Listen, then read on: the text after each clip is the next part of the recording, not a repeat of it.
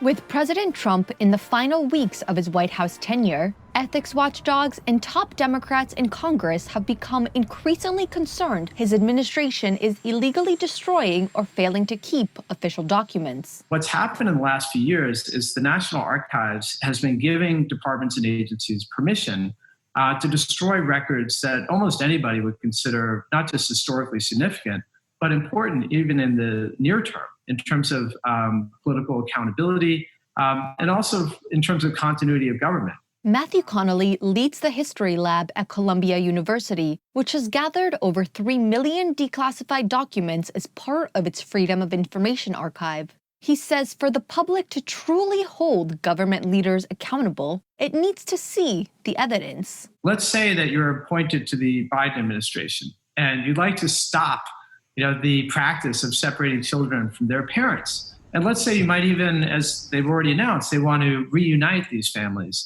Well, how are you going to do that, if Immigration and Customs Enforcement has already started to destroy records dating back to the first months of the Trump administration? Reports suggest President Trump has a habit of tearing up his papers and concealing documents detailing his meetings with foreign leaders. His top officials have reportedly used personal email accounts and encrypted messaging apps, and others have been sued for allegedly breaking federal records laws. The concern has led watchdog groups and nearly 24 Democratic lawmakers to send letters to the White House and over 50 federal agencies demanding they keep all administration documents, as mandated by federal law, ahead of the transfer of power. I'm particularly concerned about the preservation of records for people who are going to want to cover their tracks.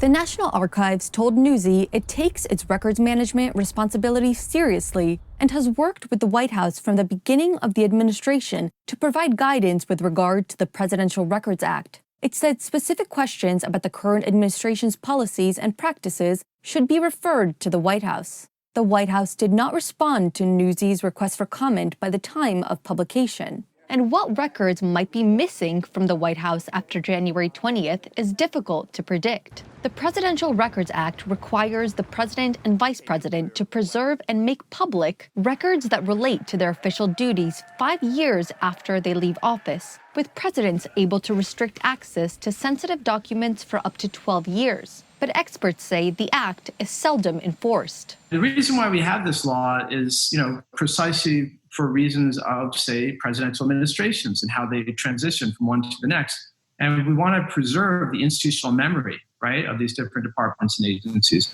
Shira Tarlow, Newsy, Washington.